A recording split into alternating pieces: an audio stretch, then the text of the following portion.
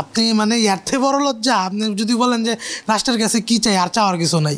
আমরা press briefing করার পরে হচ্ছে আপনার হচ্ছে ইউনূস সাহেবের বাসার সামনে যাইতে হয়েছে আহতদের। আপনার কি মনে হয় যে যারা গেছে তারা মানে মানে খুবই সাবলীল, তারা কি সুস্থ, তারা গেছে? তো এর থেকে বড় লজ্জা আহতদের আছে। সমন্বয়করা আসলো কিংবা গেল কিংবা যাই হইলো, আপনি হয়তো আসছেন, দেখছেন, আর্থিক সহযোগিতা দিচ্ছেন, এটা আসলে কি ক্যাপাসিটি নাই এই হসপিটালের। আপনি যতজন ডাক্তার আছে আর যতজন রুগী আছে, এটার ভারসাম্য আছে? ভারসাম্য নাই। আপনি ক্যাজুয়ালিটিতে গেলে আপনি আজকে আমি আন্দোলন করে আসছি, আমি সেবা পাইতেছি, কিন্তু যে ব্যক্তি ধরেন আপনি আমার জামালপুর থেকে রোড অ্যাক্সিডেন্টে আসে বঙ্গতে ভর্তি হয়েছে, তার কী অবস্থা? আমি আন্দোলন করে আসছি, আমি ফেসিলিটি পাইতেছি, কারণ আমার রাষ্ট্রীয় বীর বানানো হচ্ছে, ঠিক আছে? আমি রাষ্ট্রীয় বীর না হইলে যে ওই আমি বললাম তো অ্যাক্সিডেন্ট করে আসছে, ক্যাজুয়ালিটিতে আছে, নিচে ফ্লোরে আছে, তার কী অবস্থা? আন্দোলন তো আমরা ওই জন্য করছি না, বৈষম্য বিরোধী আন্দোলন, যে ও আসবে, ও পাবে। আপনারা দিচ্ছেন আমাদের, এটা হচ্ছে আপনাদের কি বলবো, এটা আমাদের আমরা হয়তো বা এটার আমাদেরকে যোগ্য মনে করছেন এই মুহূর্তে, কিংবা আমাদের জন্য একটা এক্সট্রা ফেসিলিটিস, ঠিক আছে? এটা আরও জোরদার দরকার।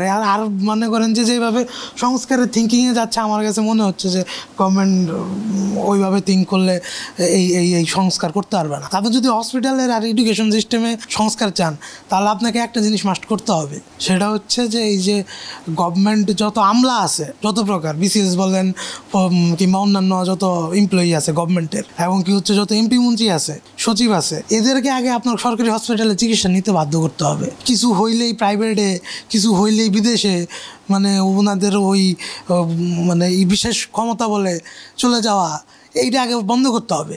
ওরা আগে আসুক গভর্নমেন্ট হসপিটালে, আইসা জরুরি বিভাগ থেকে টিকিট কাটুক, আইসা এইভাবে চিকিৎসা নেক, ওদের পরিবার এইভাবে এই নাক বন্ধ করে থাকতে হবে, এই সিচুয়েশনগুলো ওরা ফেস করুক। ভিআইপি থাকতে পারে, ইটস নট, কিছু ক্ষেত্রে আমি তো জেনারেলাইজ করতে পারি না কিংবা এটা বলতে পারি না, আপনার কিছু কিছু ইমার্জেন্সি সেগমেন্ট থাকবে, রাষ্ট্রের প্রয়োজনীয়তা থাকতে পারে, থাকতে পারে, কিন্তু আপনার জেনারেল করতে হবে। মানে যেখানে এখন কি হয়েছে, আপনি একটা সচিব আসে, গভর্নমেন্ট নিটোরে একটা সচিব বাংলা পরে আইসা ট্রিটমেন্ট নিছে, আপনি দেন, জরিপ করে দেন, আপনারা নিউজ মিডিয়ায় আছেন, এটাই করেন। একটা এমপি আসুক গভর্নমেন্ট হসপিটালে, উপজেলার যে স্বাস্থ্য কমপ্লেক্স 50 শয্যা বিশিষ্ট, আপনি 50 শয্যা বিশিষ্ট একটা উপজেলায় লোক 1.5 লক্ষ ছাড়া কোনো উপজেলায় লোক আছে? আর উপজেলার সামনে, আমার উপজেলার সামনে 3টা ডায়াগনস্টিক সেন্টার, 3টা হচ্ছে প্রাইভেট দিয়ে রাখছে। ওই হসপিটালে ডাক্তার 8টা থেকে 2টা পর্যন্ত ডিউটি করে, আর 2টার পর থেকে হচ্ছে প্রাইভেটে। তো ওই জায়গায় আপনি গভর্নমেন্ট হসপিটালের উন্নয়ন পাবেন? ইমার্জেন্সি সামনের থেকে 2টা ফুটেজ নিয়ে যান। আমার আইসায়েরা সব, আমি সন্ধ্যা 8টায় আসছিলাম পঙ্গুতে, আমার 1টা পর্যন্ত বাইরে দাঁড়ায় থাকা লাগছে, তারপরে আমার ফ্রেন্ডরা ভিতরে ঢুকে।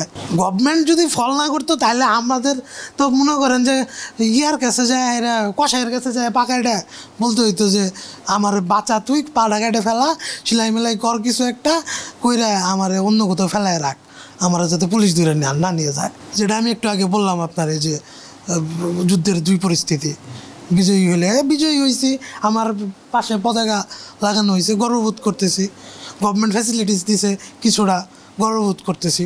ডাক্তার রুগীরা কখনো তাদের ইথিক্সে নাই পরিস্থিতি কী আছে সেটা পরিপূর্ণভাবে বলবে, এটা হচ্ছে এটা মানে রুগীকে মেন্টাল সাপোর্ট দেওয়ার জন্য বলে। আর আমি তো ডাক্তার না, আমি পরিস্থিতি দেখেই বলতে পারবো যে কী অবস্থা। আপনি যদি আমার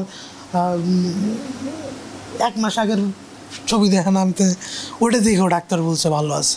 আলহামদুলিল্লাহ এখন আছি, আলহামদুলিল্লাহ নিজেও ফিল করছি, হয়তো একটা সময় পরে আমারে ওনারা ছেড়ে দিবে।